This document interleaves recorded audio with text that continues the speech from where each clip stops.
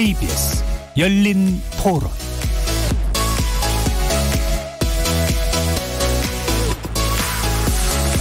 안녕하십니까. KBS 열린 토론 정준희입니다.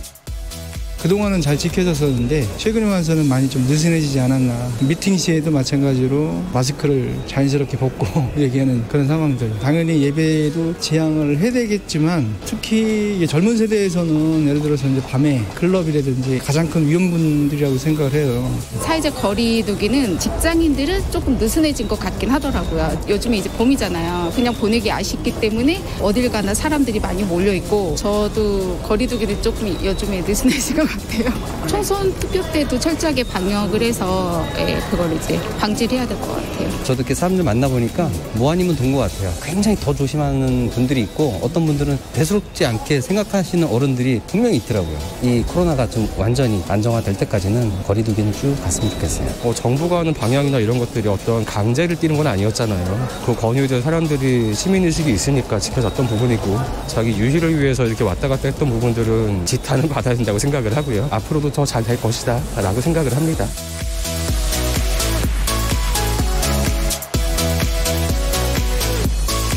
거리에서 만나본 시민들의 의견 어떻게들 들으셨습니까? 오늘 토론 주제는 바로 고강도 사회적 거리두기 연장 왜 필요한가입니다. 어제 하루 확인된 코로나19 추가 확진자는 53명이었습니다. 사흘째 50여 명 내외를 유지하고 있어서 안정화에 대한 기대감도 있긴 한데 전문가들은 아직 안심할 단계가 아니라고 강조합니다.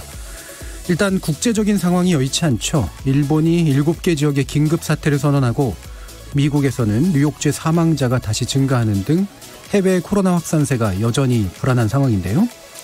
해외 유입 국민 가운데 확진자가 계속 늘고 있고 자가격리자들의 이탈 사례도 또 여럿 나오고 있습니다. 특히 사람들이 밀집한 서울의 클럽, 노량진 학원가에서도 확진자가 발생해서 방역당국이 크게 긴장하고 있습니다. 그래서 오늘 KBS 열린 토론에서는 세 분의 관련 전문가와 함께 코로나 방역에 있어서 취약한 부분은 어디고 적절한 대책이 취해지고 있는지 자세히 짚어보고요. 정부가 추진해온 고강도 사회적 거리두기의 연장이 필요한지, 그리고 장기간 지속된 방역체제의 피로감, 그리고 후유증 같은 것을 최소화할 방안은 또 무엇인지 집중 토론해 보도록 하겠습니다. KBS 열린 토론은 여러분들이 주인공입니다. 문자로 참여하실 분은 샵 9730으로 의견 남겨주십시오. 단문은 50원, 장문은 100원에 정보 이용료가 붙습니다.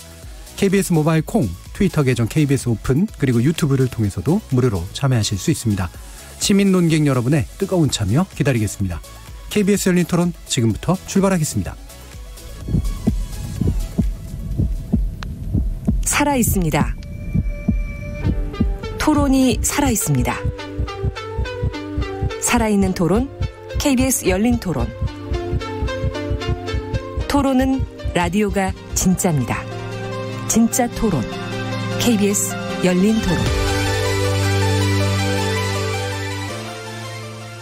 오늘 함께할 세 분의 전문가 소개하겠습니다. 먼저 정기석 전 질병관리본부장 나오셨습니다. 안녕하세요. 그리고 이재갑 한림대 강남성심병원 감염내과 교수 함께하셨습니다. 예, 안녕하세요. 그리고 강양구 과학전문기자 나오셨습니다. 네, 안녕하십니까. 자, 이렇게 이제 코로나19 국면 이후로 계속 많이 이제 저희 사회를 위해서 조언도 해주시고 많이 바쁘신 세 분 전문가 모시고 이제 또 중요한 문제들 토론할 텐데요. 먼저 이제 상황 진단들을 좀 해보려고 합니다. 코로나 추가 확진자가 사흘째 50명 내외를 기록했다. 전문가들은 이제 이게 3월에서 시행했던 사회적 거리두기 효과가 일부 나타난 것이다라고 보기도 하는 것 같은데 이 부분 정기석 교수님 좀 확인해 주시죠. 예, 뭐 아주 다행히도 지금 한 3일째 50명 안팎을 유지를 하고 있습니다. 상당히 다행이고요. 예. 당연히 사회적 거리두기 이 운동이 효과를 발휘하고 있다 보겠습니다. 아울러 이제 우리 국민들이 같이 뭐 마스크도 쓰고 손 씻기 잘 하고 적극적으로 협조했던 것이 이와 같은 좋은 과정으로 이어지지 않나 그렇게 봅니다. 예, 그 우리나라의 사회적 거리두기가 고강도라고는 하지만 사실은 해외에 비해서 보면 비교적 이동이 좀 자유로운 편이잖아요. 그래도. 근데 그럼에도 불구하고 어쨌든 그 사회적 거리두기 효과는 분명히 있긴 있었다. 이렇게 볼 수는 있는 걸 같고 대신 이제 아까도 잠깐 말씀드렸는데 이게 확산세가 진정 국면이다라고 하기에는 당연히 성급한 판단인 거죠. 예, 저희가 이제 1월 20일 날 시작해서 일본 환자를 필두로 해서 2월 18일 날 31번 환자가 나올 때까지 30명이 나왔었어요. 거의 한 달에 걸쳐서. 그렇죠. 근데 지금 국내 발생자가 하루에 평균 30명이 나오고 있거든요. 나머지 이제 한 20명 정도는 이제 해외 유입자이기 때문에. 그래서 한 달에 봤던 걸 우리가 매일 보고 있다고 생각하면 아직도 그렇죠. 긴장의 끈을 놓치면 안 된다. 그렇게 보고 있습니다. 그러니까 해외에서 워낙 사망자가 많고 확진자가 우리보다 수치상으로 워낙 높게 나타나니까 상대적으로 이제 괜찮아 보이는 그런 측면들이 분명히 있는 것 같은데, 그래서 이 수가 아니라 이제는 확진의 어떤 양상이랄까, 어떤 사람이 어떤 데서 걸렸나, 이제 이 부분이 이제 되게 중요하다는 지적들을 하더라고요. 그래서 아까 이제 노량진 학원과 같은 문제, 클럽 문제 이런 것들이 이제 우려의 상황이 될 수밖에 없는 것 같긴 한데, 이재국 교수님 이 부분 좀 자세히 설명 좀 부탁드릴게요. 그러니까 일단은 지금 주로 환자들이 많이 발생하는 지역 자체가 좀 수도권인데요. 수도권에 거의 우리나라 인구의 절반이 살고 있잖아요. 2,500만이 살고 있기 때문에 또 수도권 안에서의 사람들 간의 네트워킹이 상당히 강하고 또 많은 지역을 좀 돌아다니게 돼 있잖아요. 특히 대중교통을 이용하는 분들도 많기 때문에 한번 확산이 되기 시작하면 아주 많은 수의 환자가 발생할 수 있는 특징들을 가지고 있는 거고, 또 최근에 확인된 경우가 클럽 같은 아주 밀폐되고 그다음에 또 밀집된 공간 안에서 사람들이 만나는 것에 발생했는데, 또 그게 해외에서 유입된 사람으로 인해서 지역사회 내에서의 집단 발병이 이제 형태로 이어지는 그런 아주 저희가 제일 우려하는 형태가 보인 부분이고요. 특히 학원가에서 발생한 부분들도 저희가 지금 사실 학교는 대부분 이제 아직 이제 뭐 온라인 계약이라든지 이런 걸 하고 있는데, 학원가가 현재 컨트롤이 잘 안 되는데, 학원가에서도 환자들이 발생을 하게 되면 또 그 안에서의 그런 다양한 사람들이 발생을 하게 될 거고, 특히 이 두 군데가 또 젊은 사람이 많이 발생할 수 있는 데니까 이 사람들로 하여금 활동력이 넓으니까 주변에 확산도 빠를 것뿐만 아니라 연세 드신 부모님들이라든지 뭐 할머니 할아버지들한테 대한 파급력이 좀 높은 그런 경우여서 지금 가장 우려되는 상황들이 수도권에서 발생하는 게 좀 걱정이 되는 상황입니다. 이런 경우는 그 역학조사가 거의 여의치 않다고 판단을 해야 되나요?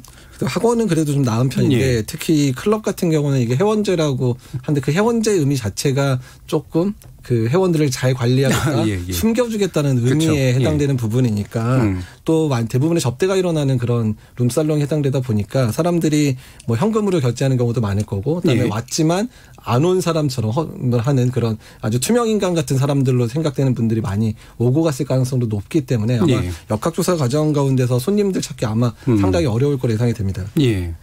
또 한 가지 지금 우려되는 그 취약한 지역, 이 취약한 장소가 요양병원이나 콜센터 뭐 이런 데들인데, 이 부분에 있어서는 아예 그 예방적으로 표본 진단 검사를 시행해야 된다라고도 하더라고요. 근데 이건 어떤 식으로 이제 지금 제기되고 있는 겁니까? 일단은 지금 현재 그 요양병원이나 요양시설 같은 경우에는 이제 방역 담당자를 지정을 해서 발열 감시를 좀 하고 있습니다. 그 종사자들에 대한 발열 감시, 증상 감시를 이제 하고 있고, 특히 이제 같이 시설에 이제 들어와 있는 분들에 대해서는 발열 감시를 하고 있는 상황인데요.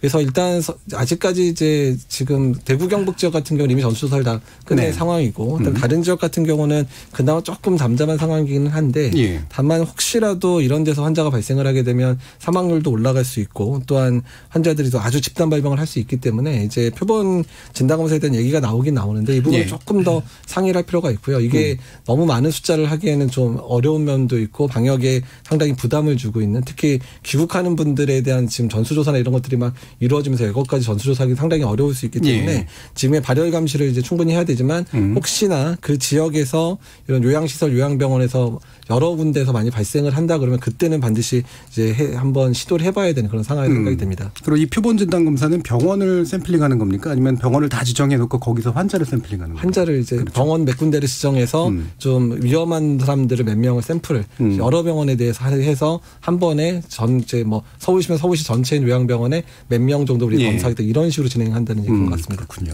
자, 해외 상황도 좀 짚어봐야 될 것 같은데요.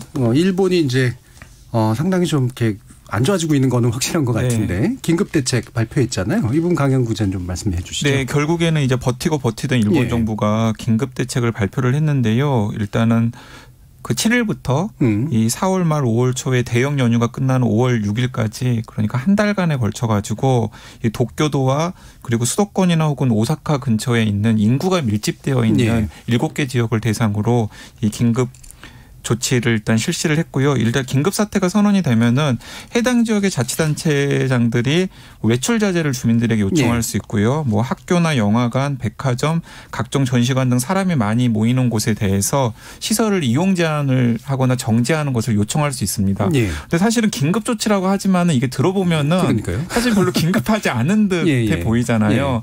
그래서 실제로 이런 지역들에서 어느 정도로 방역의 효과가 있을지는 좀 지켜봐야 되는 상황인 것 같습니다. 근데 들리는 여러 가지 이제 이야기들에 의하면 이제 일본 특히 도쿄의 상황이 굉장히 지금 안 좋은 상황이고 뭐 어떤 분들 같은 경우에는 이게 뉴욕의 상황만큼도 더 안 좋아질 수 있겠다라고 좀 굉장히 부정적으로 예측하시는 분들도 있어서 앞으로 한 1주, 2주 정도가 굉장히 큰 고비가 될 것으로 보입니다. 그 7개 지역이라고 하는 거는 이제 발생도 좀 있고 그다음에 좀 그 대도시 위주인 거죠. 좀 프랑스, 뭐 뉴욕 이렇게 유럽과 이제 미주에 지금 사망자, 뭐 확진자는 뭐 말할 것도 없고 이제 사망자가 상당히 이제 높은 이제 수치로 나타나고 있어요. 전반적으로 보면 8만 명이 넘게 나타나는 등 지금 확산세가 상당히 심각한 것 같은데 이건 어느 정도 수준까지 가 있나요? 네, 일단은 유럽이랑 미국을 좀 구분해서 볼 필요가 있을 것 같은데요. 이제 유럽 같은 경우에는 이탈리아가 가장 심했다가 이탈리아는 지금 정점을 찍은 것 같아요. 추위가. 그리고 이제 이탈리아 다음으로 심각했던 곳이 스페인이었거든요. 근데 스페인도 지금 정점을 찍은 듯 보이고요. 그리고 다음으로 심각한 게 이제 프랑스랑 영국입니다. 그러니까 이제 이 유럽의 상황을 놓고 보면은 이탈리아에서 스페인으로 옮겨가고 스페인에서 프랑스나 영국으로 옮겨가듯이 이렇게 하나씩 이렇게 뒤따라가면서 유행이 좀 나타나고 있는 분위기가 있거든요. 그나마 지금 조금 선방하고 있는 곳이 상당히 잘하고 있는 곳이 이제 독일 정도만 예외로 줄 수 있는 상황인데요. 근데 이런 유럽의 상황을 놓고 보면은 미국의 상황도 우리가 좀 다른 식으로도 볼 수 있을 것 같습니다. 지금 많은 전문가들이 미국 동부의 정점 시점을 4월 16일 정도로 보고 있거든요.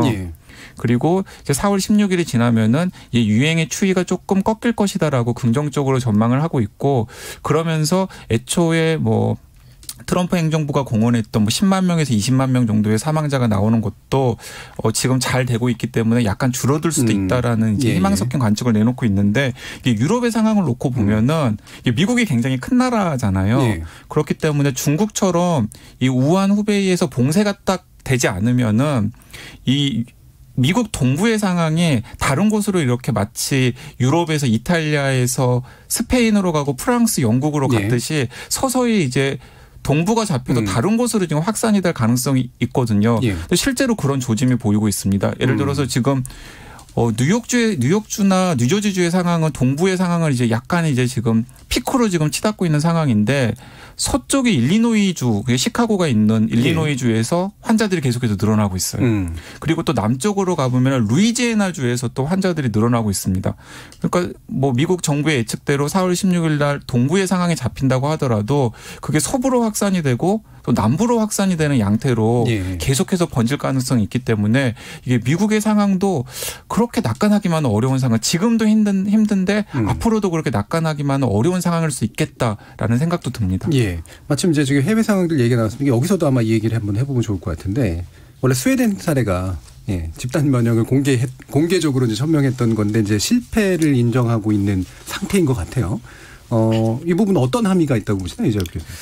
그러니까 이제 스웨덴의 집단 면역 실험이라고 보통 표현을 하는데요. 그러니까 집단 면역 실험을 하더라도 만약에 그 방역에 대한 특별한 대책을 하지 않으면서 정말로 방임을 하게 되면 순식간에 너무 많은 환자가 발생을 하게 되는데 그 많은 환자들을 의료 체계가 감당을 못하면 특히 중환자들에 대한 감당을 못하게 되면 사망자가 아주 급격히 늘어날 수 있는 문제가 있거든요. 그러니까 그렇기 때문에 사실 스웨덴이 가만히 있지는 않았고요. 지금 몇 가지 이제 사회적 거리두기에 해당되는 좀 약한 조치들은 하기는 했었지만 그것만으로는 이제 부족해서 지금 사망자 수가 이제 급격히 늘어나는 상황들이 좀 도달하고 있습니다. 그래서 일단은 그런 집단 면역의 형성 자체를 잘못 실험했다가 아주 급격한 환자 또 사망자가 늘어나는 상황들이 벌어지다 보니까 이제는 그런 방법은 안 되겠다. 일단은 환자 수를 줄이면서 사망자를 줄이기 위해서 이제 이쪽도 이제 뭐 학교에 이제 뭐 방학이라든지 학교 휴업이라든지 또한 직장을 못 나게 한다든지 아니면 외출을 금지한다든지 방법을 통해서 일단은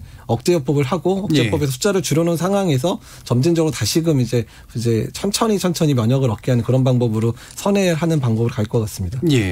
이제 영국 같은 경우가 초기에 이제 그 집단 면허처럼 갈 것 하다가 이제 억제로 돌린 게 이제 바로 지금 스웨덴에서 나타나고 있는 거라고 볼 수 있겠네요. 예. 그 스웨덴은 그 바로 옆 나라의 노르웨이랑 비교하면 좀 확연하게 차이가 날 것 같은데요. 이제 노르웨이는 좀 독일을 모델로 해가지고 비교적 처음부터 굉장히 강력한 억제 정책을 실시했던 북유럽 나라입니다. 근데 지금 사망자 숫자에 꽤 차이가 있습니다. 그러니까 스웨덴은 취약계층 중심으로 사망자들이 괜히 많이 발생하고 있는데 노르웨이는 상당히 사망자 숫자를 좀 조절하고 있는 상황이거든요. 그렇기 때문에 이 코로나19 바이러스와 관련해서는 스웨덴이나 혹은 일본 그리고 또 초기의 영국 같은 대응이 사실은 별로 바람직하지 않다라는 사실들이 실제로 드러나고 있고요. 이것과 관련해서 이 국립가천과학관의 그 이종모 관장님께서 좀 촌철살인의 이야기를 하셨어요. 그러니까 집단 면역은 백신으로 하는 거지 백신 없는 집단 면역은 재난 혹은 재앙이다라고 이야기를 했는데 그게 지금 유럽의 상황이 딱 보여주는 게 아닌가 싶습니다. 정기적 본부장님도 마찬가지 생각이신가요? 예, 그 스웨덴 같은 정말 그 낙원이라고 했던 나라가 왜 저렇게 전 국민을 상대로 그 집단 면역이라는 한 가지 그 이론에 매몰돼서 실험을 했는지 알 수가 없어요. 꼭 하고 싶으면 거기는 이제 인구가 좀 희박하니까 좀 뭐 어느 북쪽 일부 지역이라든지 경계가 되는 지역부터 한번 거기만 한정적으로 한번 하면서 상황을 봤더라면 지금 사망자 숫자가 아마 한 400명이 넘어가는 것 같아요. 우리나라 2배인데 그 짧은 시간에 인구도 얼마 안 되는 나라에서 그런 재앙은 없지 않았을까. 저는 그 상당히 그 정부에서 잘못한 그 정책이라고 봅니다. 그러니까 만약에 그 실험을 하더라도 뭔가 좀 선별된 것을 가지고 이제 좀 했어야 되는데 전혀 그러지 못한 상태가 됐던 게 확실히 좀 문제였던 것 같은데 그에 반해서 이제 우리나라가 지금 해왔던 강력한 억제책, 그다음에 신속한 검진, 그러니까 되게 상당히 많은 폭넓은 검진과 진단을 시행했던 것 이런 것들은 확실히 이제 현재로서는 이제 모델화되고 있는 것 같다라고 느낌이 드는데 뭐 그렇게 봐도 무방하겠죠? 예, 일단은 이제 우리나라가 초기부터 중요했던 거 특히 질병관리본부가 강조했던 게 뭐냐면 확진 환자를 빨리 찾아내서 그 환자들 빨리 격리를 해서 그 확진자로 인한 지역사회 감염을 최소화시키겠다라는 전략이 일단은 이제 우리나라 진단 키트라든지 이런 거를 조기에 개발한 그런 거로 인해서 가능해졌던 부분들이고요. 그다음에 두 번째는 이제 그 진단 키트를 일찍 만들었고 대량 생산이 가능했기 때문에 대구나 경북처럼 아주 많은 환자가 발생하는 상황에서 조기에 좀 많이 힘들기는 했지만 조기에 진단을 빨리 할 수 있었다는 부분들이 이제 어떻든 진단 키트를 많이 만든 거에 대한 장점으로 작용한 거고 또한 세 번째는 의료진들의 희생인데요. 의료진들의 희생 측면 특히 생활치료센터라든지 이런 이제 아직 우리나라가 아직 해보지도 않은 여러 가지 제도에 대한 부분을 방역 당국이 시스템화시키면 그 시스템화에 대한 부분들에 대한 모든 희생을 떠안고 들어가서 그것들을 해결한 것들이 다 의료진들이었거든요. 이런 정부의 방역 그다음에 이제 진단 키트를 만든 것 또한 의료진들의 희생 또 국민들의 어떻든 그 사회적 거리두기에 대한 참여 이 네 가지 요소가 잘 맞아 떨어졌기 때문에 우리가 대구 경북과 같은 위기도 잘 이겨낸 게 아닌가 생각이 듭니다. 예. 그래서 사실은 대놓고 말은 못하지만 우리가 뭐 그 당국도 잘 대처했고 의료진도 잘해줬고 국민도 잘해줬는데 사실 의료진을 갈아 넣었다 뭐 이런 식의 말들을 이제 많이 한단 말이에요. 그리고 그분들의 희생 정신만을 강조하는 건 이게 좀 타당하냐 뭐 이런 식의 얘기도 하는데 실제로 보니까 의료진의 감염도 그 생각보다 꽤 있더라고요. 지금 강영구 기자님 현재 상황이 어떻습니까? 네, 일단은 국내 의료진이 총 241명으로 지금 감염된 것으로 집계가 되었는데요. 그중에서 특히 간호인력이 굉장히 많습니다. 간호인력이 109명으로 가장 많고요. 그래서 지금 어쨌든 간에 의료진의 감염이라는 것 자체가 현장에서 굉장히 고생을 하는 의료진들이 특히 대구 경북에서 이런 의료진 감염이 많이 일어났는데 그 대구 경북이 한참 안 좋을 때 상황을 놓고 보면은 뭐 마스크도 제대로 공급이 되지 않고 방호복 같은 것도 제대로 공급되지 않은 굉장히 열악한 상황에서 이 환자들을 이제 돌보는 과정에서 이제 감염이 일어났을 가능성이 굉장히 크기 때문에 이런 부분들이 한 가지 교훈인 것 같습니다. 그러니까 뭔가 준비가 되지 않은 상태에서 대구 경북과 같은 집단 감염 사태가 생겨가지고 중증 환자들이 많이 발생을 했을 때 이제 그 1차적인 피해는 의료진이 입을 수밖에 없는 것. 그리고 이제 의료진이 무너지면은 사실은 그 이후에는 연쇄적으로 계속해서 조치가 안 될 수밖에 없는 상황이거든요. 제가 이제 미국의 상황을 좀 살펴보기 위해서 어제 그 미국의 그 뉴욕 의과대학에 있는 그 전혜영 응급의학과 의사 선생님이랑 연락을 해가지고 당시 상황을 좀 이렇게 들을 기회가 있었는데요. 미국의 이제 뉴욕의 상황도 사실은 대구 경북의 최악이 안 좋은 상황이랑 비슷한 것 같습니다. 그러니까 이제 의료진 감염을 막기 위해서는 그 현장에서는 N95 마스크가 굉장히 필수적인데, 예, 그런데 이제 병원마다 약간 여건이 다르긴 한데 어떤 병원 같은 경우에는 하루에 하나꼴로는 N95 마스크가 지급이 되는데. 어떤 경우에는 일주일 내내 N95 마스크를 써야 되는 상황이 지금 미국에서 하나를. 근데 이제 그 경우에는 사실은 이 마스크를 통한 이 감염을 막을 수 없는 상황이거든요. 그런 마스크를 착용하고 만약에 현장에서 환자를 돌본 의료진이라면 사실은 감염이 될 수밖에 없는 거죠. 예. 지금 안 그래도 이제 집단 면역에 관련된 그 이야기들 할 때 가장 위험한 요소가 바로 이 의료진 감염으로 인해서 병원 시스템도 붕괴되고 그다음에 뭔가 이렇게 통제를 할 수 없는 상황들이 만들어진다라고 하는 얘기를 하던데 우리나라 경우에는 비교적 관리가 좀 잘 되고 있지만 이게 그래도 그러니까 뭔가 우려증 같은 거 없을까요? 그래도 우리나라는 참 다행인 게요. 저희가 이제 그 메르스를 겪으면서 그 의사들이 병원 내 감염이 얼마나 무섭다는 걸 알았습니다. 처음에는 뭐 그 대형 병원에서도 감염이 막 나왔으니까요. 그래서 지금 우리나라 지금 의료진의 감염 비율이 뭐 2몇 % 이렇게 나오고 있는데 결코 낮은 숫자는 아니지만 환자를 직접, 그러니까 환자를 직접 본 사람들은 그렇게 많이 안 걸렸어요. 예, 그 전에 이제 조금 부주의하게 잘 모르고 걸리고 이제 이랬던 거기 때문에 그 미국이나 이태리 같은 쪽에서 걸리는 거하고 많이 다르고요. 양상이 다르다. 초반에는 우리가 마스크는 이런 것들이 많이 나빴지만 요즘은 수급은 많이 좋아졌고 지금 외신을 보면 미국의 의사들이 N95 마스크 위에다가 더 씌웁니다. 마스크를 하나 더. 그 아마 그림 보셨을 거예요. 맞습니다. 그게 N95를 아끼려고 바깥에 더 씌운 다음에 오염된 거는 바깥에 이제 걷어내고 일회용은 버리고 또 하고 하는 걸 보면 우리는 그래도 좀 아껴는 쓰지만 그렇게까지는 안 했거든요. 그래서 뭐 보호는 되고 있다고 보는데 앞으로 장기간 가고 또 혹시 만에 하나 지금 다들 우려하는 수도권에서 대량 환자가 터진다면 의료진의 일부 감염은 불가피하지 않을까 그렇게 보는 겁니다. 왜냐하면 무증상 환자부터 뭐 아주 바이러스가 많은 환자들까지 다 제일 앞서서 보는 사람들이 의사, 간호사, 의료진, 뭐 검사, 기사들까지이기 때문에 그는 필연적으로 어느 정도 올 거라서 뭐 각별히 더 주의를 하는 수밖에 없지 않나 그렇게 봅니다. 그럼 이제 그 현장에서 뭐 또 많이 이제 보시니까. 또 겪고 계시고 이런 이제 피로감이 엄청나게 클 것 같거든요, 진짜. 이게 버틸 수 있나 싶기도 한데.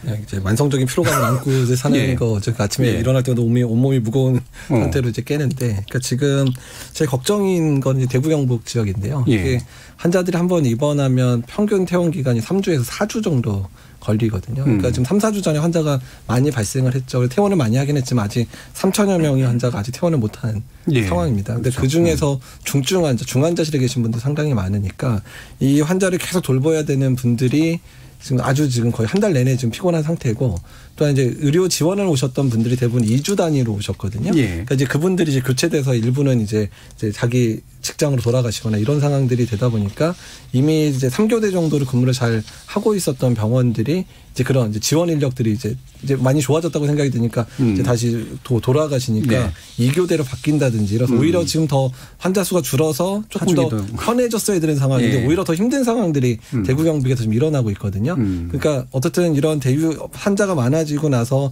그게 완전히 이제 좋아지는 데까지 한 달에서 거의 2달 이상 걸리거든요. 근데 아직까지 그런 환자를 보는 분들 숫자가 오히려 이제 인력이 줄어드는 상황이어서 일단 대구 경북 지역은 앞으로 한 달 정도는 더 많은 의료 인력들이 도와줘야 되는 상황이 아닌가 생각이 좀 들고 있습니다.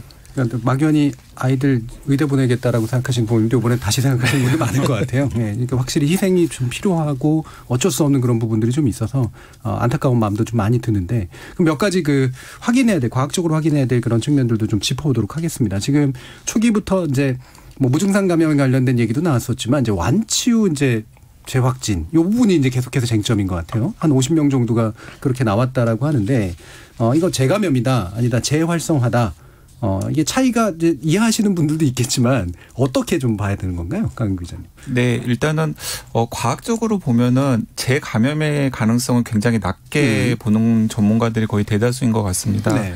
예를 들면은 뭐 중국에서는 이제 동물 실험을 했었는데요, 원숭이를 상대로 해서 코로나19 바이러스 이제 노출시킨 원숭이들에 대해서 항체가 생겼는지 여부를 확인을 한 다음에 이제 4주 후에 다시 코로나19 바이러스에 노출시켰더니 감염이 되지 않았거든요. 예. 그리고 이제 그런 유사한 경우가 사람들에게도 똑같이 나타날 것이라고 많은 전문가들이 예측을 하고 있기 때문에 굉장히 짧은 시간에, 그러니까 예를 들어서 뭐 수개월이 지난 후에 재감염이 될 가능성에 대해서는 여전히 열어놓고 있긴 합니다만은 예를 들어서 완치된 지 불과 뭐 며칠 그리고 뭐 몇 주밖에 되지 않았는데 다시 바이러스에 재감염될 가능성에 대해서는 굉장히 낮게 보는 것 같습니다. 사실은 가능하지 않다라고 보는 게 중론인 것 같고요. 그렇다면은 이제 왜 그러면 자꾸 이제 음성으로 판정이 되었던 분들이 양성으로 나타나냐? 그건 뭐 많은 이 의료진들이 뭐 한 목소리로 이야기하듯이 음성 검사 결과는 음성으로 나왔지만은 사실은 몸속에 이제 미량의 바이러스가 있었던 거죠. 근데 이제 퇴원한 후에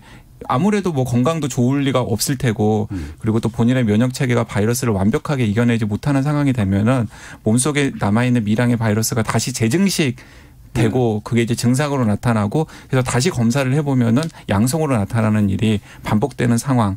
그리고 또 이런 분들 같은 경우에 이렇게 이야기하시는 분들도 있더라고요. 그건 이재갑 교수님께서 좀 더 정확하게 설명을 해 주실 것 같은데 이제 중증 환자의 경우에는 그 항바이러스제 효과가 있는 것들을 이제 복용을 해가지고 바이러스 증식을 억제해서 치료를 하는 케이스들이 있습니다. 그건 자기 몸의 면역을 통해서 바이러스를 이겨낸 게 아니잖아요. 그렇기 때문에 음성이 나와가지고 퇴원을 한 상태에서 이제 뭔가 도와줄 그런 기제들이 없으면은 바이러스가 다시 이제 또 증식을 하게 용이한 조건도 생길 수 있는 상황이기 때문에 재활성화라고 보는 것이 또 맞을 것 같습니다. 재활성화 쪽이 맞긴 한데 이게 이유가 뭘까에 대해서 이제 아직도 이제 추론들이 좀 있는 거잖아요. 네, 그렇죠. 이제 재활성화 이렇게 방금 말씀하신 기전 중에 하나는 항바이러스제를 사용하다 보면 그러니까 일시적으로 항바이러스제가 바이러스를 억제하는 효과를 갖게 되고 또 이게 근데 사실 그 정도의 효과가 있는 항바이러스제가 있는지 솔직히 모르겠어요. 그것도. 어쨌든 그게 억제되기는 하는데 그런 상황에서 이제 바이러스가 잠깐 이제 수그러들었다가 이제 항바이러스제 안 들어오면 다시 이제 활성화되는 경우도 있고요. 너무 조기에 항바이러스제가 들어가면 이 바이러스에 대한 충분한 면역이 내 몸에 생기지 않는 경우들이 있습니다. 그러니까 충분하게 항체가 생기지 않거나 약간 더디게 생기는 경우가 있으면 그런 상황에서 바이러스가 억제되다가 내 면역계가 충분히 반응을 못하니까 다시 활성화되는 경우들이 일부 있을 수 있고요. 그다음에 다른 한 가지는 그러니까 특히 이제 폐렴 심했던 분들 같은 경우에는 폐에 많은 흉터가 잡히거든요. 그러니까 그게 회복되는 시간이 걸리는데 그런 흉터나 이런 데가 이제 폐 자체가 이제 잘 활동을 잘 못하다 보니까 죽어 있는 바이러스가 쌓여 있는 경우들이 있어요. 그러니까 그러다가 이제 환자가 이제 뭐 다른 이유로 보통 이렇게 뭐 바이러스 감염 이후에 면역이 좀 많이 떨어지다 보니까 다른 감염이 많이 생기거든요. 그러니까 그런 경우에 뭐 다른 바이러스에 의해서 다시 호흡기 감염이 생겨서 기침을 하다 보면 그 기침하는 경우에 죽어 있는 바이러스가 같이 나오는 경우들도 있습니다. 그래서 저희가 이 재확진되는 환자들에 대한 부분은 앞으로 아마 전향적 연구가 필요할 거다. 그래서 그때 확진됐을 때 검사를 다시 좀 바이러스를 얻어서 이게 살아있는 바이러스인지 여부도 구해야 되고 또 혈액을 뽑아서 항체가 충분히 형성됐는지 여부도 좀 체크를 해서 연구를 해야 원인을 밝힐 수 있지 않을까 얘기가 나옵니다. 그러니까 죽은 바이러스도 이제 확진의 형태로 검진될 수 있다는 말씀이신 거잖아요. PCR은 이제 모든 유전자만 체크를 하니까. 제가 의학적 상상력을 발휘해서 조금 더 다른 이론을 한번 제시를 하면은요. 우리가 B형 간염이나 C형 간염 바이러스가 있습니다. 똑같은 바이러스인데 몸에 들어와서 오래 살아요. 그래서 항체도 잘 안 만들고 오래 살거든요. 치료제도 별로 없고. 그래서 아주 섣부른 생각이긴 하지만 이 코로나19 바이러스도 우리 몸속에서 적당히 균형을 이루면서 오래 사는 사람들이 있을 거예요, 분명히. 계속 잠복하는. 그렇죠. 잠복 상태로 오래가는 바이러스가 있을 수 있다는 생각을 해봅니다. 지금 하도 이제 재감염 갖고 얘기들이 많으니까 재발 가지고. 그래서 그렇다면은 그렇게 가볍게 증상도 없으면서 바이러스가 있을 듯 말 듯 하면서 복용 상태로 지내다가 이제 가을이나 겨울 돼서 활동할 상태가 되면 그러면 그분이 뿌려대는 그 바이러스 때문에 주변 사람들이 또 한 번 걸리고 하는 그런 만성 보균자 상태로 갈 수도 있지 않을까. 어디까지나 상상입니다. 그러나 이것도 학술적으로 분명히 나중에 관찰해서 확인을 해야 되는 부분이라고 생각하거든요. 예, 저도 그 비슷한 언급을 본 것 같은데 이게 이제 중추신경계에 잠복해 있다가 이렇게 수시로 이제 드러나는 뭐 입술 물집 같은 거, 그 뭐 정확한 명칭이 지금 기억이 안 납니다. 대상포진 같은. 예. 그거가 유사하게 될 수도 있다. 이제 여러 가지로 좀 알아볼 필요는 있는 것 같은데요. 지금 아까 이제 그 항체 얘기도 좀 하셨는데 완치자의 혈장으로 이제 치료를 받아서 이제 그 중증 환자가 완치됐다는 보고. 뭐 중국에서 이미 혈장 치료가 이제 이미 있었는데 그게 뭐 대책으로는 실제로 좀 가능성이 있는 건가요? 어떻습니까? 그러니까 이제 신종 감염병이 나왔을 때 특별한 치료제를 이제 만들거나 이런 개발되기 시간이 오래 걸리다 보니까 예. 이제 확진이 되고 이제 회복이 되는 환자 같은 경우에는 그에 대한 항체가 그 사람의 혈장에 많이 네. 존재할 거다라는 상황. 그래서 그렇죠. 이제 보통은 항체가 실제로 많은지에 대해서 지금 뭐 확실하게 어떤 항체가 더 좋은 건지는 모르지만 어떤 풍부한 항체가 있는 그 항체를 이제 지금 현재 중증 환자에 투여를 하는 그런 연구들이 사실 많이 있었습니다. 네. 에볼라 때 같은 경우 임상 연구도 진행이 됐었고요. 그다음에 메르스 같은 경우에도 우리나라에서 실제로 항체 치료를 받은 사람이 있었는데 그때는 숫자가 너무 적어서 유효성 자체가 검증이 좀 안 된 상황이고요. 예. 그러니까 지금 이제 이번에 2명, 그러니까 3명이 투여됐고 2명이 이제 완치 판정이 됐는데, 그러니까 이게 좀 사실 비교 대상이 없는 연구다 보니까 예. 이게 실제로 효과가 있었던 건지 아니면 이제 우연의 일치인지는 모르겠지만 일단 어쨌든 안 좋은 환자 특히 치료제 반응을 안 했던 분이 좋아졌다는 걸 봐서는 어느 정도 효과가 있는 걸로 예상이 되고 있고요. 그래서 이 부분들을 이제 증명을 하기 위해서 미국 같은 경우는 아예 임상연구를 진행을 하고 있습니다. 그래서 네네. 아예 코로나 이전 2019년에 혈장을 투여받은 그룹과 코로나 이후에 확진자의 혈장을 투여한 그룹을 반반 나눠 투여해서 네. 실제로 이제 증상이 호전되는지 보는 연구를 이제 진행을 하려고 하는 것 같거든요. 그래서 그런 좀 객관적인 연구 자료가 나오게 되면 실제로 효과가 있는지에 대해서는 조금 우리가 알 수 있게 되지 않을까 생각이 듭니다. 그런 대조군 실험까지도 해야 되는 그런 상태군요.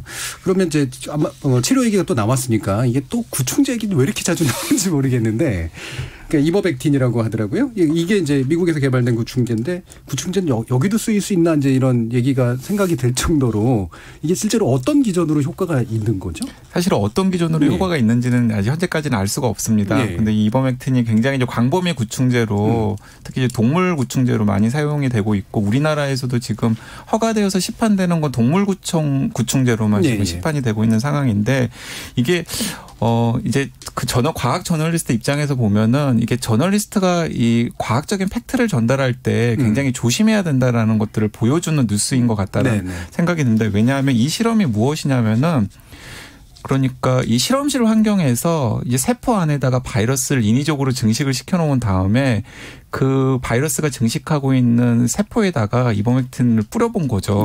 그랬더니 48시간 안에 소멸이 되었던 거거든요. 근데 이제 제가 그 댓글에 상당히 의미심장한 댓글들이 있더라고요. 예를 들어서 에탄올을 뿌려도 죽습니다. 뭐 비누 뿌리면 안 되겠죠. 네, 락스를 뿌려도 죽고요. 네, 그런데 우리가 에탄올이나 락스가 치료약으로 가능성이 있다라고는 생각하지 않잖아요. 그렇죠. 그렇기 때문에 실험실 환경에서 이 바이러스를 제압하는 물질을 설사 발견했다고 하더라도 그 물질을 약의 형태로 복용을 시켰을 때 그것이 어느 정도나 흡수가 되어서 실제로 그 바이러스 우리 몸속에 감염시킨 바이러스에 대해서 효과가 있는지는 사실은 굉장히 많은 검증 과정과 안전성 효과를 하는 과정이 필요한 거예요.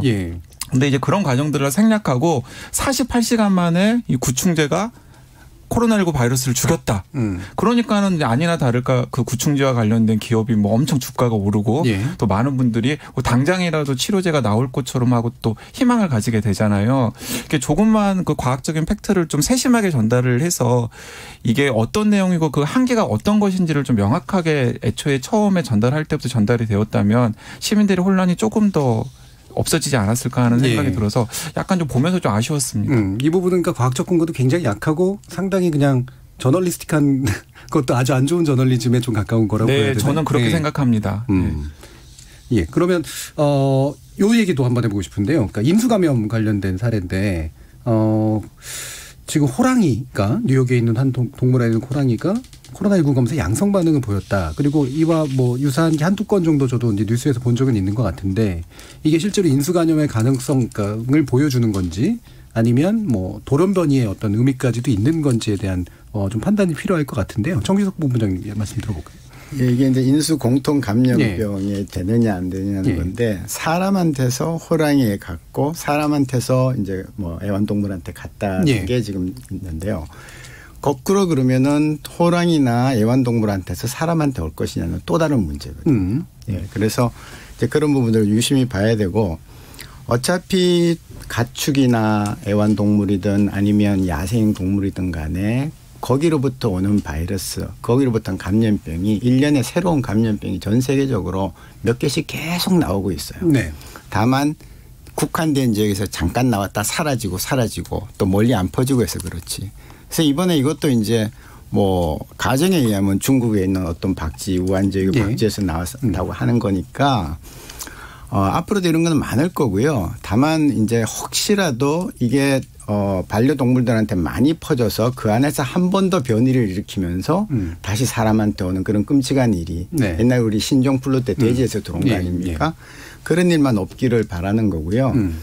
지금 상태에서 그렇게 두려워한다든지 너무 크게 관심을 가진다든지 그럴 필요는 없지 않을까 봅니다. 가능성이 아예 없진 않지만 현재로서 고민할 부분까지는 아니다. 그 유전적으로 보면은 이 코로나19 바이러스가 굉장히 2003년에 유행했던 사스 코로나 바이러스와 이제 유사하다라는 게 과학자들이 밝혀낸 사실인데요. 이 사스 코로나 바이러스의 경우를 보면은 그때도 고양이 감염 사례가 있었습니다. 네네. 하지만은 사스 코로나 바이러스가 광범위하게 유행한 홍콩 지역에서 이제 고양이가 무슨 유행의 중심이 되었다거나 고양이로부터 사람이 다시 감염되는 이런 일은 사실은 없었거든요. 그렇기 때문에 일부 뭐 개나 혹은 고양이 같은 반려동물에서 이 코로나19 바이러스가 양성으로 확진을 받아서 발견이 되었다고 하더라도 그것이 다시 사람한테 오리라고 공포심을 가질 필요는 없고요. 왜 이 말씀을 드리냐면은 반려동물들을 막 이렇게 막 죽이거나 이런 사례들이 외국에 있나 보더라고요. 그러니까 그러실 필요는 전혀 없다. 하지만은 이제 많은 이제 방역 당국이 이런 조언을 합니다. 본인이 혹시 코로나19 확진자라면은 이제 완치될 때까지 기간 동안은 자기가 뭐 사랑하는 개나 고양이 같은 반려동물과는 좀 거리를 두는 게 좋겠다. 이렇게 만에 하나 모르는 상황이 있을 수 있으니까요. 예. 네. 그러면 요거까지만 일단 확인해 보죠. 그 흡연자가 당연히 고위험금이다라고 얘기를 했고 그게 이제 폐에 관련돼 있기 때문이다라고 이제 방역 당국이 말을 했던 것으로 기억하는데 요 부분 이제 좀 설명해 주시면서 이게 전자담배 피시는 분들 같은 경우도 나도 해당돼 이렇게 고민하실 것 같거든요. 어떻습니까? 이거는 정기덕 본부장님. 그 흡연을 포함시킨 거는 정말 방역 당국에서 잘한 것 같습니다. 왜냐하면 우리가 이제 환자들 보면서 매일 담배 끊으라고 하면은 환자들이 웃으면서 네 끊죠 그러고 이제 나가는데요. 담배를 피면 어떤 일이 생기냐 하면은 우리가 이제 이 코부터 폐포에 이르기까지 기관지를 통해서 쭉 내려가는데요. 그 기관지를 제일 위에서 덮고 있는 세포에는 선모가 붙어 있어요. 아주 작은 선모가 있는 거예요. 그 선모가 계속 밑에서부터 위를 향해서 계속 물결을 치고 있습니다. 자동으로 계속 위로 하죠. 그런데 담배를 피면 그 선모가 죽어버리는 거예요. 활동이. 그러면 우리가 알고 있는 여러 가지 찌꺼기들 특히 미세먼지 같은 것들. 미세먼지는 바이러스도 있고 박테리아도 있겠죠. 그 안에 있는 성분들 중에. 그게 계속 나와야 되는데 담배를 자꾸 피면 안 나오니까 감염이 걸릴 찬스가 훨씬 많은 거죠. 그리고 실제로 학술 연구를 보면 폐렴 치료도 덜 되고요. 결핵에도 훨씬 잘 걸린다는. 하여튼 호흡기에는 병이 생기면 더 불리하다라는 것은 이미 다 나와 있어요. 그래서 이번에 포함시킨 거는 참 잘했다 그렇게 보는 거고 이 코로나 유행 기간만이라도 담배를 좀 꼭 끊어주시기를 간절히 바랍니다. 그러니까 전자담배 역시 마찬가지 효과가 있다는 마찬가지입니다. 말씀이죠? 전자담배도 그렇고요. 간접흡연도 마찬가지입니다. 왜냐하면 간접흡연해서 폐암까지 걸리기 때문에 똑같은 연기가 간접흡연자한테도 들어가는 거죠. 그래서 뭐 담배 관련된 거는 그게 가양담배든 찌는 담배든 간에 다 마찬가지다. 이렇게 보시고. 그리고 사실은 또 그리고 또 흡연실이나 혹은 또 이렇게 흡연하시는 분들이 이렇게 옹기종기 모여가지고 또 피우잖아요. 그런 환경들이 또 바이러스가 전파되기에 또 용이한 환경이에요. 따지고 보면은 침도 많이 뱉으세요. 그렇기 때문에 어쨌든 간에 지금 호흡기 바이러스가 유행하는 상황은 흡연자들에게는 좋은 상황은 아니다라는 거. 그러니까 또 이제 담배 피시는 분들이 얼굴을 자주 손을 대고 이제 특히나 맞습니다. 코 주변이나 입 주변을 대기 때문에 또 이런 위험도 굉장히 크다. 뭐 이런 설명도 아마 있었던 것 같은데요. 이렇게 아직까지 코로나19가 안정화가 안 된 상태에서 이 고강도 사회적 거리두기 주요했지만 좀 더 연장을 할 필요가 있다라는 그런 언급들이 많이 나오고 있습니다. 이 부분 어떻게 이제 대책들을 마련해 갈지는 2부에서 좀 더 자세히 짚어보겠습니다. 지금 여러분께서는 KBS 열린 토론과 함께하고 계십니다.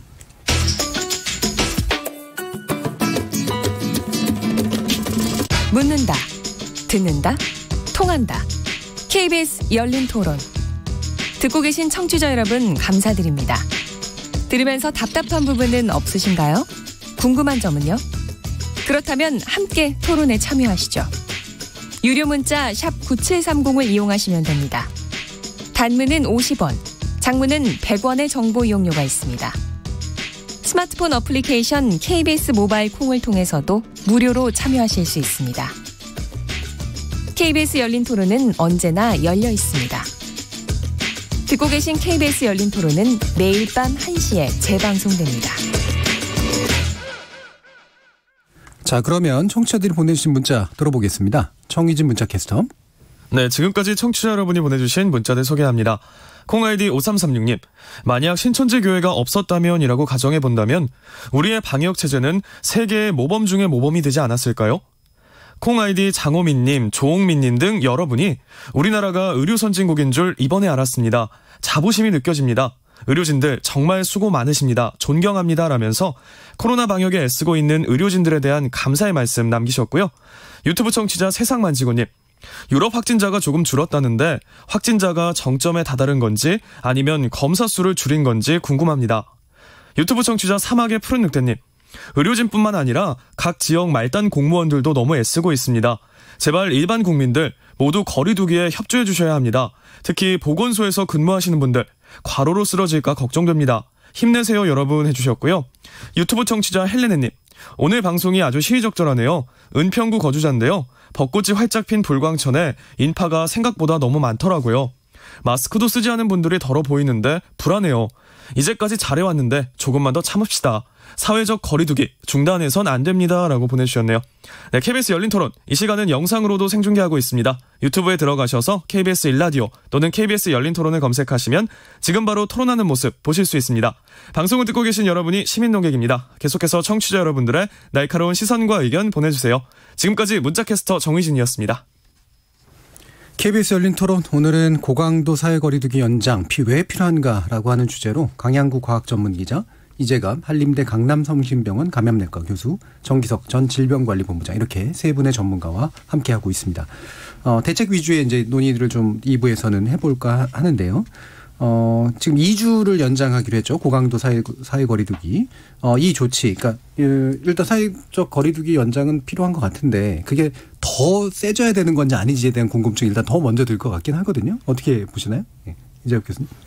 일단 사회적 거리두기 2주 연장한 거는 뭐 당연한 수순이었고요. 네. 왜냐하면 그 연장을 결정하는 시점에서 거의 100여 명의 환자들 계속 발생을 했을 뿐만 아니라 집단 발병이나 지역사 발병이 계속 있었던 상황이기 때문에 그런데 그러니까 조금 아쉬운 거는 왜 우리는 매번 2주 약속이듯이 2주. 대학도 계속 이제 사이버 강연 그렇게 미루고요. 그래서 2주마다 하고 매번 2주가 고비다. 이런 얘기를 하는데 사실 지금 이제 우리나라의 상황이 환자 수가 좀 감소했다고는 하지만 그 계속해서 지역사회 내에서의 그런 감염 패턴들 보이는 것뿐만 아니라 가장 걱정인 거는 우리를 둘러싸고 있는 모든 국가들, 중국 빼놓고는 모든 국가들이 계속 환자가 좀 많이 발생하고 있는 상황들이 지속되고 있거든요. 그래서 해외 유입 환자들도 계속 늘어나는 상황들이기 때문에 이런 사회적 거리두기나 이런 방법들을 좀, 그러니까 이제는 이제 만약에 2주 지나가고 나면 또 2주 할 거냐라고 분명히 누가 물어볼 건데 이제 그렇게 할 상황들이 아니라면 사회적 거리두기가 생활화된 형태로 바뀌어야 되는 상황인데 근데 정부는 생활방역이라는 단어를 가끔 쓰는데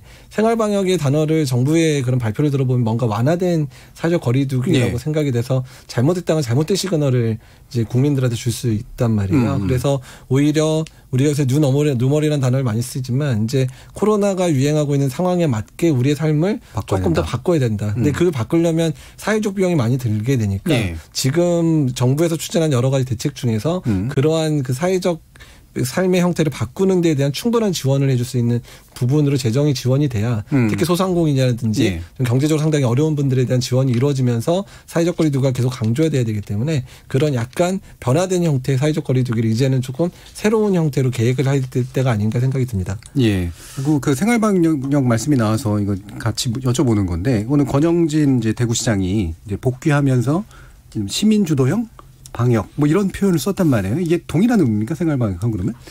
그 부분은 잘은 모르겠고요.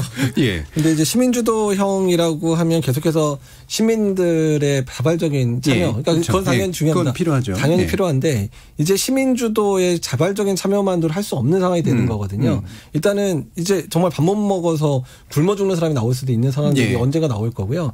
직장 입장에서는 뭐 재택근무나 이런 거를 강조해서 했는데 이제 그것만으로 안 되는 상황들. 그러니까 재택근무를 뭐 계속 하게 할 수도 없는 상황인 회사들도 있을 뿐 아니라 회사에서 뭐 200명, 300명 모이는 회사를 갑자기 이제 우리는 사회적 거리두기를 제대로 한다고 100명만 나오고 200명은 뭐 어디서든 뭐 네. 쉬든지 뭐 이렇게 하게 되면 회사 입장에서는 상당히 손해가 되는 부분들이 생길 거거든요. 그러니까 그런 부분을 결단하는 회사한테는 인센티브를 뭐 줘서 버틸 수 있게끔 만들어준다든지 이런 부분들이 이제 필요하다는 것을 말씀드리고 싶습니다. 예. 그러니까 사회적 거리두기를 단순히 연장하는 것뿐만이 아니라 이거를 그러니까 새로운 어떤 기본적인 어떤 방향으로 뒷받침하기 위한 고강도의 사회 대책이 또 필요한 셈이겠네요. 네. 그럼 아까 이제 중국 얘기가 나와서 이것도 이제 궁금해서 아까 여쭤보려고 했던 건데 뭐 해외 사례니까 또 강경 기자님께 한번 들어볼게요. 우한 이제 봉쇄 풀리잖아요. 네.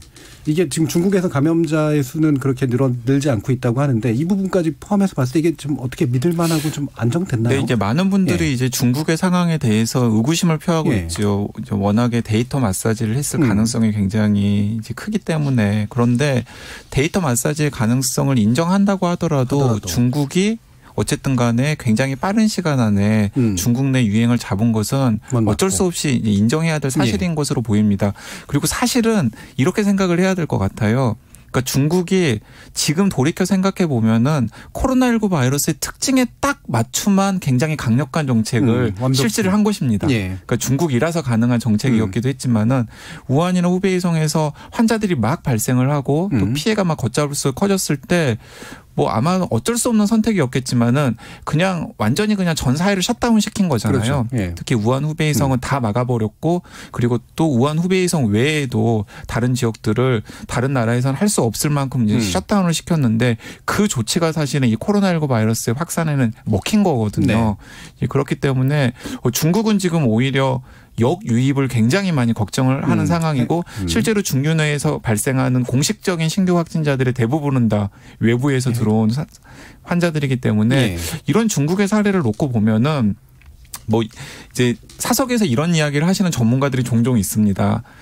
사실 우리나라도 가장 효과적인 방법은 2주에서 3주 정도의 기한을 정해놓고서 굉장히 강도 높은 여기서 굉장히 강도 높은이라는 의미는 말로만 하는 고강도 사회적 거리두기가 아니라 마치 2월 말 3월 초에 대구 경북에서 굉장히 확진 환자들이 많이 발생했을 때 대구의 상황 그게 수치로 보면은 한 사회적 거리두기가 90% 정도 되는 상황이 그때 대구의 상황인데 그걸 그냥 우리나라가 전국적으로 한 2주에서 3주 정도를 한다면은 사실은 국내의 여러 가지 위험 요인들은 많이 찾아내서 잡아낼 수 있을 것이다라고 이야기를 하시는 분도 계시거든요. 근데 지금 상황은 어떤 상황이냐면 계속해서 정부에서는 이제 캠페인으로 우리는 했었잖아요.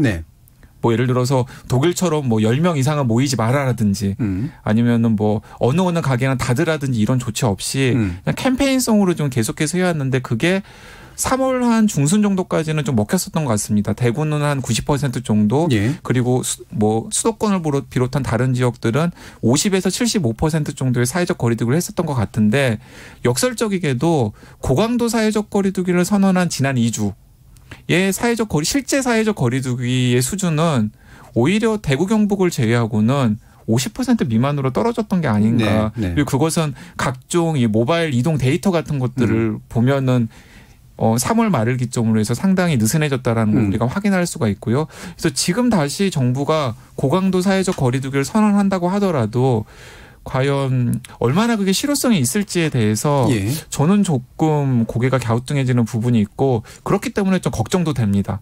왜냐하면 지금 이 정도 우리나라가 방어를 했던 게 뭐 개인 위생 관리 플러스 마스크 그리고 또 정부에 굉장히 강력하게 수색하고 또 진단하는 것에 더해서 사회적 거리두기가 받침이 되었기 때문이거든요. 근데 그게 해이해지면 이제 서울이나 수도권 상황이 좀 만에 하나 우리가 예상하지 못한 곳에서 뻥 하고 터질 수도 있지 않을까. 예.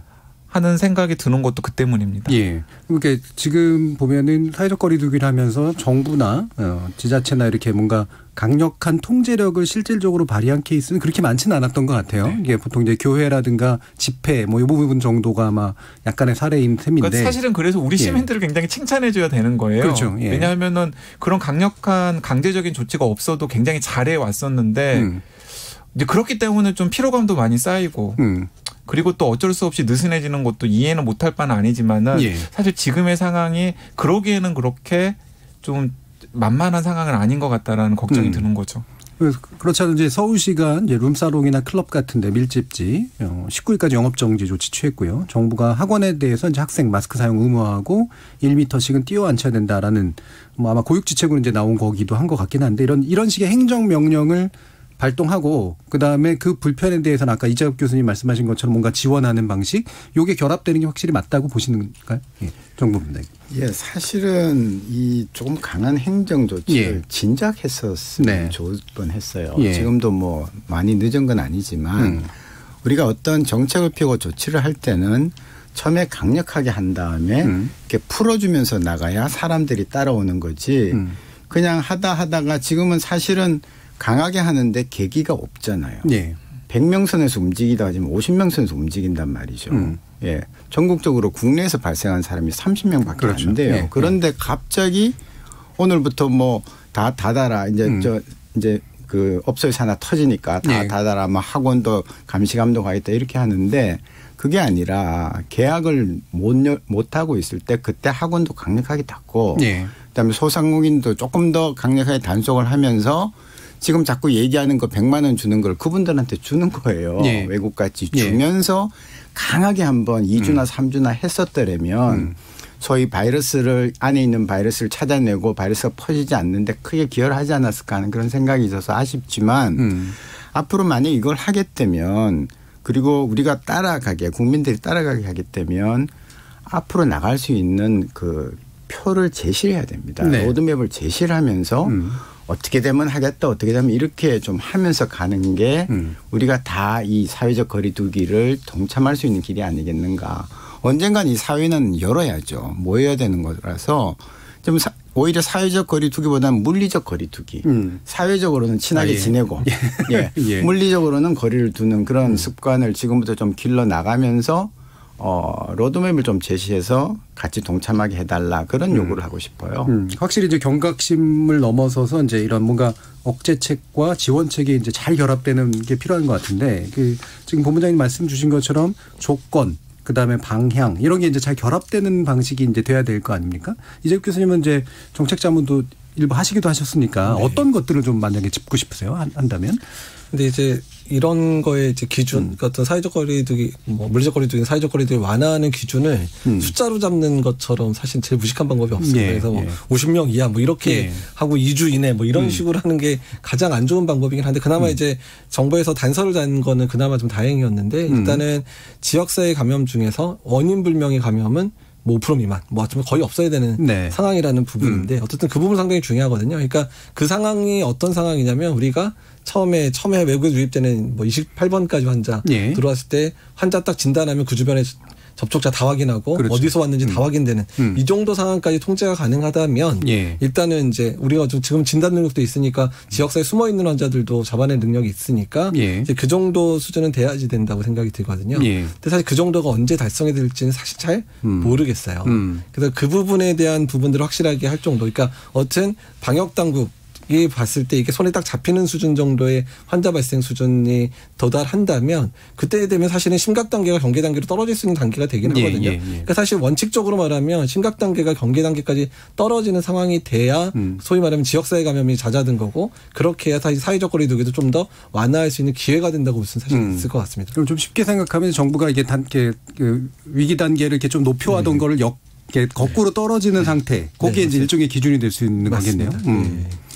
그런데 지금 당장 이제 총선이 문제잖아요. 예, 총선을 좀 안 할 수가 없는 상태까지는 온 것 같은데 이미 이제 다 후보자 등록 끝났고 이제 총선 이제 사전 투표하고 그 다음에 뭐 여러 가지 4월 15일 날 이제 뭐 한 불과 일주일 이제 남은 이제 그런 상태입니다. 여기에 대해서 이제 어떤 생각들을 가지고 계신지 좀 궁금해요. 일단 뭐 유세 같은 거 보시면서 걱정되는 사항도 되게 많이 있으셨을 것 같은데 강용 기자님. 네, 일단 저는 이제 그 유심히 이제 길거리에서 유세하는 현장들을 좀 많이 보는데요. 네. 그런데 이게 비교적 그렇게 우려할 만한 상황이 있는 것 같지는 않습니다. 그 정도는 왜냐하면 일단 기본적으로 시민들이 큰 관심이 없어요. 예. 그게 이제 오히려 큰 문제인 것 같고 그리고 그 유세를 하시는 분들도 시민들의 거부감까지 의식해가지고 뭐 좀 과하거나 혹은 감염의 위험이 있는 그런 행동들은 최대한 자제해 주는 것 같아서 그런 점들은 좀 많이 안심이 되는 부분들이었습니다. 그리고 이제 투표 현장 같은 경우에도 지금 방역당국이나 선거관리위원회에서 굉장히 신경을 쓰고 있기 때문에 제가 생각하기에는 이제 투표 현장에 굉장히 막 사람들이 특정한 시간대에 모이거나 이런 일들만 없으면은 투표 현장에서 뭐 집단 감염이나 혹은 매개체 감염의 형태로 감염이 일어날 가능성은 상당히 낮아 보이긴 합니다. 근데 문제는 무엇이냐면은 지금 사실은 그 방역에 굉장히 올인을 해야 될 신경이 사실은 총선으로 지금 막 분산이 되어 있는 상황이잖아요. 그렇죠. 인력도 그렇고. 네, 그래가지고 방역이 망가졌던 나라가 사실 이란이었거든요. 그래서 지금 이제 우리나라가 어쨌든 간에 뭐 총선이 굉장히 중요한 정치 이벤트이기 때문에 이런 상황에서도 총선을 좀 예정대로 치르긴 했습니다만은 총선 이후에 만약에 좀 뭔가 만에 하나 좀 안 좋은 확진자가 증가한다거나 확진자들이 증가하거나 이런 일들이 생기면은 그게 또 사실은 또 여러 가지 면에서 또 안 좋은 효과를 낳을 수가 있거든요. 정치적 부담도 되고. 예, 그런 것들이 조금 걱정이 되긴 하고 그래서 좀 이게 좀 얼른 넘어갔으면 좋겠다. 뭐 이런 생각이 드는 것도 사실입니다. 예. 지금 다 지침이 나온 거 보니까 투표 현장에서 사람들이 이제 거리를 유지하도록 일단 해주고 발열 체크하고 또 아마 비닐 장갑도 끼고 뭐 이런 것까지는 맞습니다. 얘기하는 건데 요 정도가 충분하진 당연히 않을 거 아닙니까? 예, 본부장님. 그래도 뭐 몇 년에 한 번씩 오는 선거니까 어떻게 하든 최대한 그 신경을 써서 해야 되겠고요. 거리를 좀 두고 기다린 다음에 들어가서 마스크를 철저히 쓴 상태에서 장갑까지 쓰고 한다면 저는 뭐 그렇게 우려할 건은 없다고 생각합니다. 다만 이제 투표소가 좀 환기가 잘 되는 곳이었으면 좋겠고요. 그리고 이제 수시로 좀 소독을 좀 해서 들어갈 때 뭐 문은 당연히 없겠지만 그래도 뭐 잡는 게 있을 거 아닙니까? 또 2층 같으면 계단 난간을 잡는다든지 그런 데는 그 이제 선거 관련한 분들이 계속 소독하고 그렇게 하면서 하면 선거해야죠. 그래야 우리가 더 건강한 사회에 살 수 있죠. 뭐 시민의식에 대한 강조를 해주셨는데, 일단 그 자가격리자에 대한 조치도 지금 일부는 좀 나오고 있긴 하는 것 같은데 6시 이후에 뭐 투표를 하게 하겠다든가 이런 게 구체적으로 좀 구체화되고 있는 건가요? 그러니까 아마 지금 뭐 전문가들한테 온 건 아닌 것 같고요. 시도에 아마 이제 의견 조회가 간 거는 같은데 그 내용을 보게 되면 이제 전체 투표가 끝나고 나서 모든 투표가 끝나고 이제 특정 시간을 다시 만들어 그 시간에만 자가격리자들이 방문하게 하는 방법을 고려를 하는 것 같고 이동 수단은 자차로 가거나 아니면 아예 무슨 버스 같은 걸 동원해서 이제 태워서 투표하고 투표할 때도 좀 다른 공간을 활용하더라도 같은 공간을 활용하더라도 뭐 거리나 이런 걸 지키고 마스크 반드시 쓰게 하고 그다음에 돌아갈 때도 반드시 이제 그런 공공 차량 이용하거나 자가차를 이용해서 집까지 가는 걸 확인하는 그런 방법들이 논의가 되고 있는 상황인데 조금 아쉬운 거는 이게 지금 코로나 상황이 우리나라 첫 번째 환자가 발생해서 지금 80일 됐거든요. 그러니까 사실 자가격리자가 있는 상황에서 투표가 진행될 거라는 거를 행안부도 알고 선관위도 알았거든요. 근데 지금 일주일밖에 안 남았는데 이게 결정이 안 됐다는 거 사실이 왜 이런 상황이 발생했는지가 사실 이해가 안 되는 상황이에요.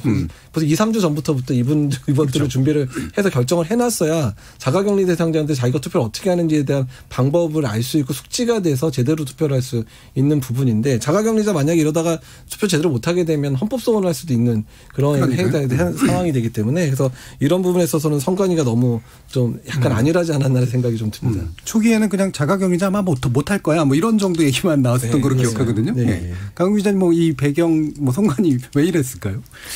사실 지금 선관위가 지금 제대로 일을 못하는 부분들이 굉장히 많은데요. 제가 생각하기에는 전체적으로 이 방역당국과 관계되어 있는 공무원들 외에 다른 공무원들이 이 코로나19 바이러스 유행과 관련해서 조금 사실은 유기적으로 연결이 되면서 참여해야 될 부분들이 굉장히 많이 있거든요. 그래야 정부에서 공공연하게 그렇죠. 이야기하는 생활 방역이라는 것도 가능하고 이 사회적 거리두기를 어떻게 일상화할지에 대해서도 사실은 전 부처적인 상상력이 동원이 되어야 사실 어떤 것이 세팅이 되는 것인데 제가 보기에는 이 방역당국과 관계되어 있는 일부 부처들 외에 선거관리위원회를 포함해서 많은 이 분들이 유기적으로 연결되는 그런 부분들에 대한 신경을 세심하게 안 썼던 것 같습니다. 그게 이제 예를 들어서 자가격리자들 투표를 어떻게 할 것인지와 관련된 부분부터 그리고 이런 바이러스가 유행하는 시대에 선거 행정을 어떤 식으로 진행할지와 관련된 여러 가지 것들의 빈틈이 보이는 것으로 나타나고 있는 것이 아닌가 생각이 되고요. 사실은 이런 일이 앞으로 언제든지 또 반복이 될 수 있는 상황이거든요. 예를 들면 뭐 다음 지방선거, 다음 대선 그렇죠. 언제든지 이런 상황이 또 발생이 될 수 있기 때문에 지금부터라도 좀 체크리스트 수준의 좀 상세한 매뉴얼 같은 것들이 필요하지 않나 하는 생각이 듭니다. 예. 정의석 본부장님 이게 뭐 그래도 우리는 투표를 해야 된다.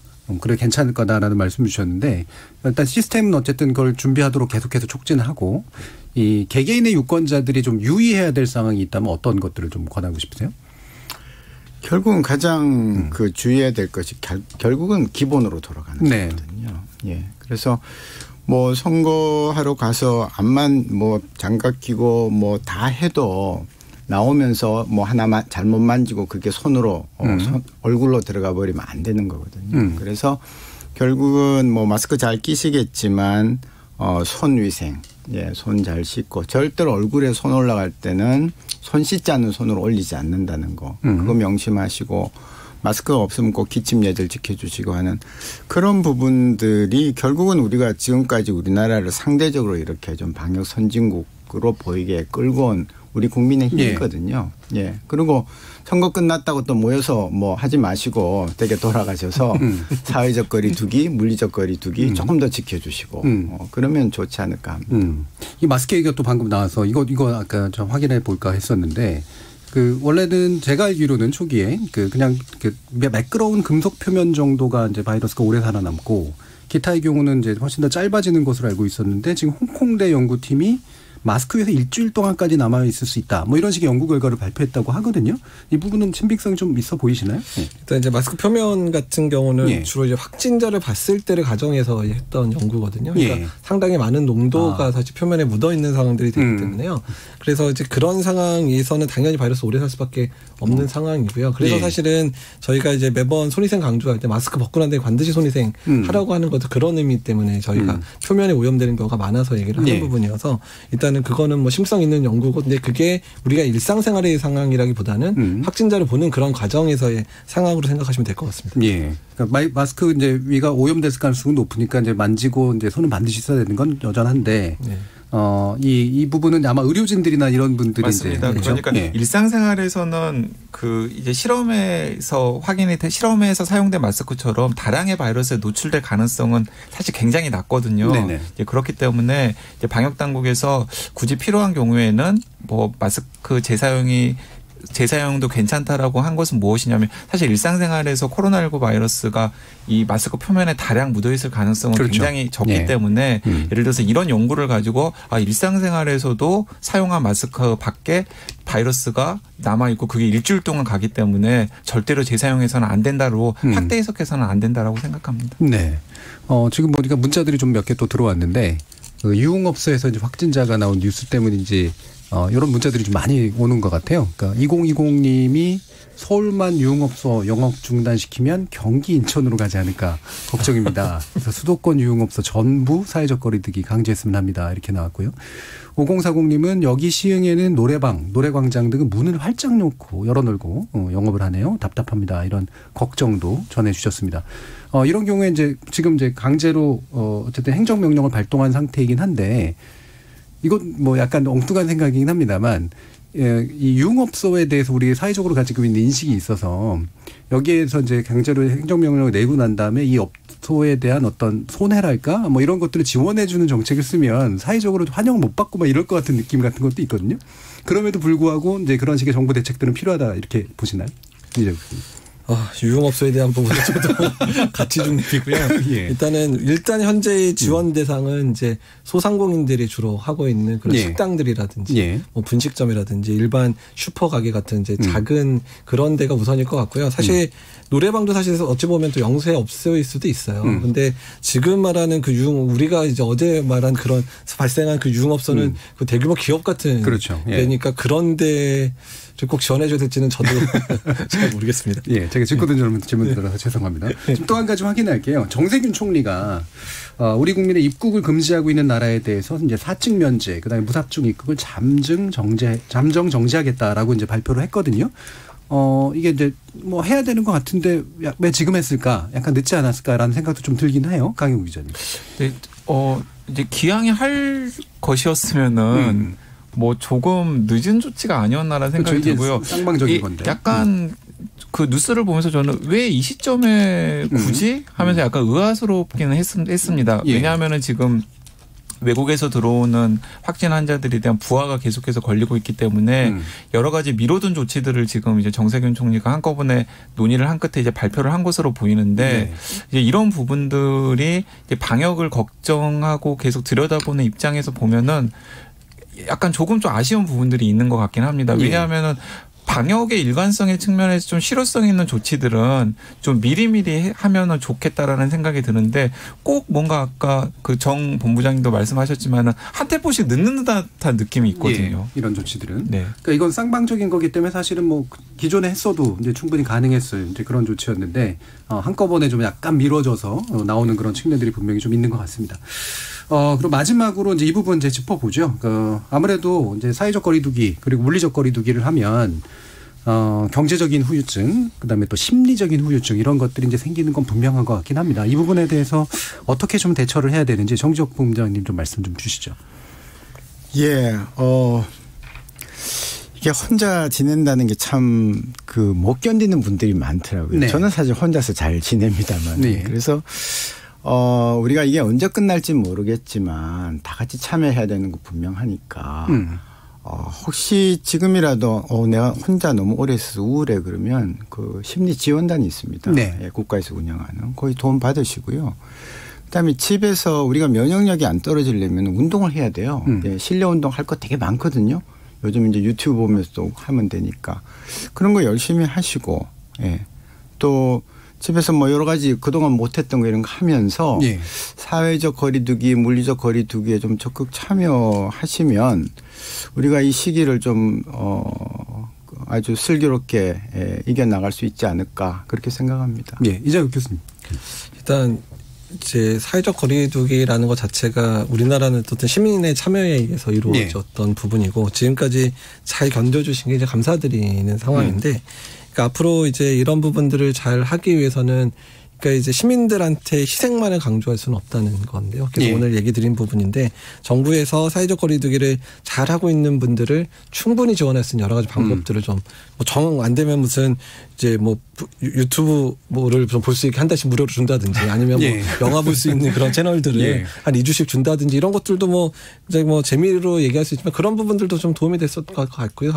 일단 어떻든 간에 소상공인들을 보호할 수 있는 아주 구체적인 대안들을 좀 계속해서 내보내주면 좋겠다는 생각이 듭니다. 지금 이제 마지막으로 좀 문제가 갑자기 하나 들어왔는데 이건 꼭 여쭤야 될 것 같아서요. 8144님이 메르스 걸렸다가 완치된 사람 중에 다수가 아직도 폐질환 안고 있다. 코로나19 초기에 또 이런 소문들이 있었는데 평생 폐질환 안고 살아야 된다. 최고의 전문가님들 어떻게 생각하십니까? 확답을 해 주시면 좋을 것 같습니다. 정기석 본부장. 그 폐질환을 심하게 앓고 후유증이 남는 거는요. 어떤 병이나 다 똑같다. 예. 더군다나 지금 코로나19는 중국에서 제일 많이 했는데 그런 얘기 별로 없거든요. 네. 그래서 꼭 메르스든 코로나든 어떤 병이라도 폐질환을 심하게 앓고 나면 후유증이 온다. 그러나 네. 지금 우리가 걱정하는 코로나19는 그냥 그중에 하나이지 특별히 더 걱정을 안 해도 된다. 그렇게 말씀드릴게요. 그러니까 이 폐렴 자체가 굉장히 심각한 분들께 그런 게 남을 수는 있으나 그건 어느 바이러스나 마찬가지 문제이기 때문에 그렇습니다. 코로나19에 단지 걸렸다고 폐가 영구 손상된다거나 이런 일은 없다. 네. 이런 말씀으로 이해가 됩니다. 자, KBS 열린 토론 그럼 이것으로 모두 마무리하겠습니다. 오늘 토론 함께해 주신 정기석 전 질병관리본부장, 이재갑 한림대 강남성심병원 감염내과 교수, 그리고 강양구 과학전문기자 네, 세 분 모두 수고하셨습니다. 감사합니다. 네, 감사합니다. 감사합니다. 매일 새벽 1시에 재방송되고요. 생방송 놓치신 분들 팟캐스트 준비되어 있습니다. 저는 내일 저녁 7시 20분에 다시 찾아뵙겠습니다. 지금까지 KBS 열린 토론 정준이었습니다.